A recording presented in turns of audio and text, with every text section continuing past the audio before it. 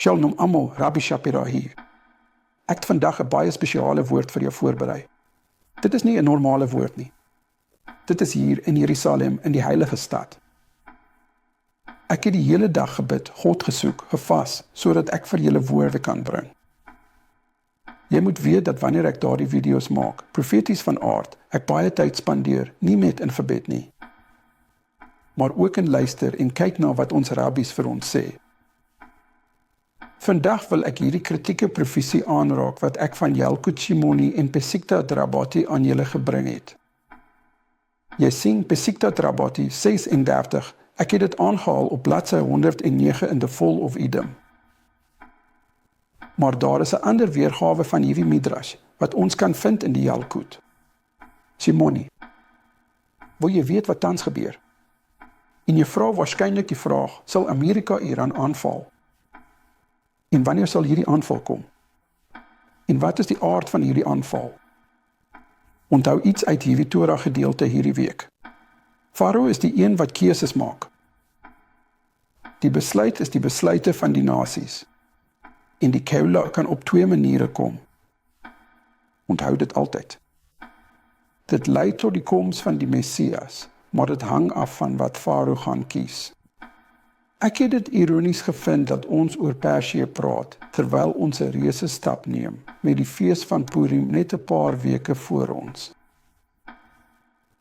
Nou, vir die profesie self, wil ek jou vertel waarna om op te let. Die vraag is, wat sal Iran volgende doen? Wat sal Iran kies?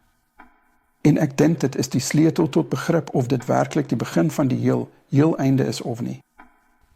Luister hierna. Gedurende die tyd dat koning Messias geopenbaar sal word, sê die Midrash, sal al die konings van die wêreld en die nasies mekaar uitlok. Dit gebeur nou. Die koning van Persië, Iran, sal 'n ander koning, Saudi-Arabië, uitlok. Gedurende hierdie tyd sal 'n ander koning opstaan. Dit sal koninkryk van Edom genoem word en advies van Saudi-Arabië kry. Het jy vandag na die nuus gekyk? Saudi-Arabië het aan Amerika die raad gegee om nie aan te val nie. Hierdie is iets wat baie belangrik en baie betekenisvol is, wat julle almal moet dophou. Die hele Arabiese wêreld raai tans vir Donald Trump aan om Iran nie aan te val nie. Die vraag is wat Donald Trump van plan is om te doen. Luister hierna.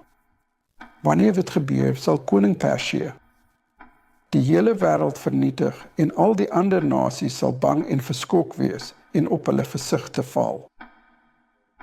En hulle sal ly soos 'n vrou in ewige geboortepyne. Hoe ysingwekkend is die profesie nie? Laat ek baie duidelik en baie presies wees. Ek wil hê dat jy moet verstaan, sien jy die Verenigde State van Amerika vir Iran aanval en Iran vir Saudi-Arabië of ander nasies van die Arabiese wêreld aanval.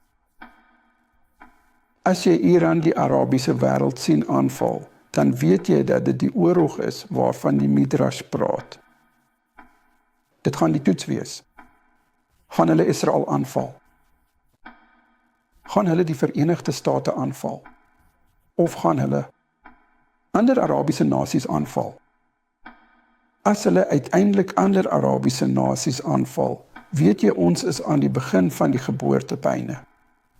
Gedurende hierdie tyd, sê die Midrash, sal Israel ook in groot benoudheid wees, bang, geskok en selfs verward. En hulle sal sê, waarheen kan ons gaan? God sal hulle op hierdie dag antwoord en hy sal sê, my seun, moenie bang wees nie. Alles wat ek gedoen het, het ek vir jou gedoen. Waarvoor is jy bang? Dit is die tyd van jou verlossing. Verliefdes, ek het gekies om hierdie video vry te stel vanuit die ou stad. Ek sit nou reg langs die ou stad, want ek wil vandag vir julle 'n woord bring. Hy kom. Sy wederkoms is tans op hande. Hoeveel plaas sal die wêreld nog tref en moet deurgaan? Dit hang alles af van die Farao se hart. Dit hang af van die harte van die nasies vandag. Kom ons bid dat die nasies nie hierdie patroon sal voortsit nie. Maar as jy sien dat Donald Trump Iran aanval en Iran op sy beurt die Arabiese wêreld aanval, dan weet jy dat die Verenigde State van Amerika na vore sal tree as Edom in die dae wat voorlê. En ons gaan begin met die geboorte, nie net van die anti-Mashiach nie net van anti-Israel nie, maar 'n groot geboortepyn. So voordat jy wegspring en sê, daardie is die goeie ouens en daardie is die slegte ouens. Verstaan tog dat ons nou in 'n tyd leef in Israel is, waar al die nasies mekaar uitdaag, en ons moet dit verstaan. Dit is baie belangrik. Al die nasies kom tans teen mekaar te staan. Maar wat gaan die gevolgtrekking van hierdie regspraak wees? Luister na wat die Midrash sê. As gevolg van dit alles sal God die saad van Amalek en al hulle name van onder die hemel uitwis, en hy sal die uitspraak oor die bose Esau begin.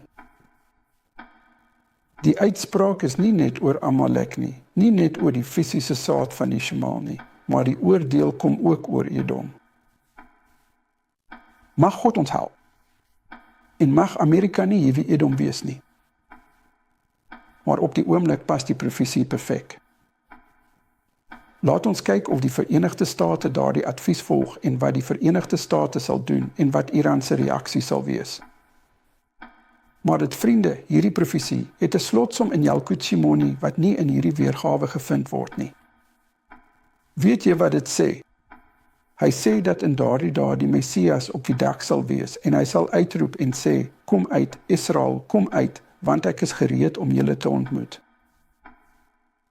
Mag dit die dae wees dat die Messias, ons geregtigheid, uitkom om sy mense te ontmoet. Ek dring vandag by julle aan, lees The Fall of Edom, broers en susters. Vra, kommentaar. Solank dit verantwoordelik en nie neerhalend is nie, word waardeer. En moenie net sê, Jesus Christus kom nie. Onthou, hy kom as die Joodse koning en die Joodse Messias. Inderdaad, die hele wêreld staan op die punt om deur 'n Joodse koning geoordeel te word. Kan dit die begin van die einde wees? Kom ons kyk hoe die profesie in Pesikta Drabati in die dae wat voorlê vervul sal word. Shalom.